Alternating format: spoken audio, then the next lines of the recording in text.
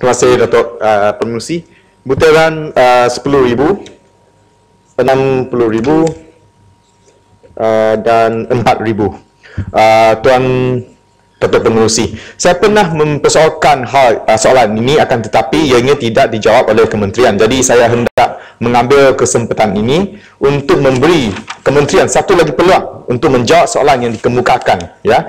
Kerana ramai terutamanya rakyat Sarawak ingin mendapat suatu pengesahan serta penakhiran dalam subjek ini, iaitu soalan yang saya pernah paparkan kepada kementerian yang belum dapat jawapan yang memuaskan, di mana ada menteri daripada Sarawak menyatakan bahawa institusi pengajian kepunyaan kerajaan Sarawak tetap akan menerima UEC sebagai salah satu syarat kemasukan. Soalan yang saya kemukakan adalah graduan daripada institusi tersebut, ya, akankah mereka diterima oleh ITPA jika kalau mereka berhasrat untuk melanjutkan pembelajaran mereka di ITPA kerana ijazah mereka adalah berasaskan UEC.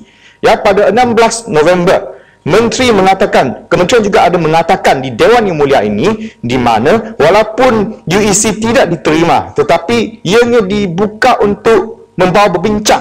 Akan tetapi sampai masa itu, iaitu 16 November, tiada seorang pun yang pergi berjumpa dengan kementerian untuk membawa bincang terhadap hal tersebut, iaitu isu-isu UEC. Saya amat terkejut dengan kenyataan tersebut. Takkanlah kerajaan Sarawak tidak pernah membawa bincang hal tersebut, sedangkan kerajaan Sarawak yang mengisytiharkan mereka akan menerima UEC pada peringkat negeri. Jadi terdapat dua kemungkinan sahaja, iaitu kerajaan Sarawak memperdayakan keseluruh rakyat Sarawak apabila mereka kata mereka akan ataupun telah pun berbawa bincang hal tersebut, ataupun kementerian yang mengetepikan kerajaan Sarawak. Jadi saya perlu mendapatkan suatu soalan.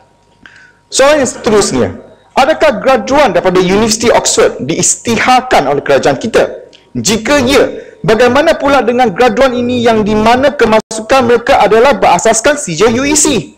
Bukankah ini membawa maksud bahawa taraf UEC adalah setanding dengan sijil pemeriksaan lain yang diiktirafkan oleh kerajaan? Jadi apakah halangan kerajaan dalam mengiktirafkan UEC sebagai satu syarat kemasukan ITPA? Kenapa ianya mengambil begitu lama masa serta menyatakan langkah positif yang telah pun dicapai dalam proses pengisytiharan? Nah, dalam jawapan yang saya terima daripada kementerian, di mana salah satu beberapa syarat yang diberi oleh kerajaan di mana kenapa UEC tidak diterima adalah, contohnya, ianya tidak selari dengan core curriculum kebangsaan. Tapi apa masalah dengan core curriculum kebangsaan yang terdapat di UEC? Telah lama UEC dipakai di negara ini, tetapi masalah perpaduan tidak ada masalah perpaduan, keharmonian di negara ini, terutamanya di Sarawak. Maka malah Sarawak adalah sebuah negeri contoh di Malaysia di mana kita boleh hidup dengan harmoni. Walaupun kita telah pun terdapat ramai pelajar UEC, tiada masalah perpaduan. Nah, syarat yang kedua, bahasa Melayu tidak setara.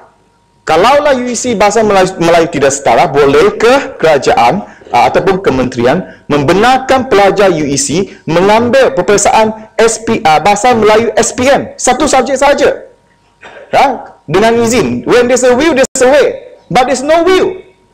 Ya, when there's a will, there's a way. Jadi benarkanlah pelajar UEC mengambil satu subjek bahasa Malaysia di dalam SPM. Kenapa tidak boleh?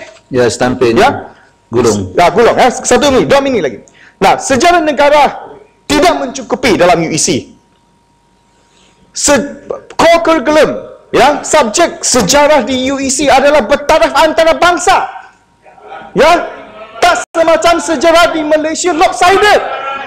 Kalaulah ia tidak mencukupi, tambahlah masuk dalam pelajaran UEC. Bahkan pada pendapat saya, sejarah kurikulum saja, subjek sejarah kita perlu belajar daripada UEC kerana ianya bertaraf antara bangsa, bukan di sebaliknya. Jadi saya harap, when there's a will, there's a way, but there's no will from the government. Ya, rakyat is tired of waiting for 30 years. Jadi saya harap kerajaan boleh melihat dalam isu ini. Sekian, terima kasih. Lipis.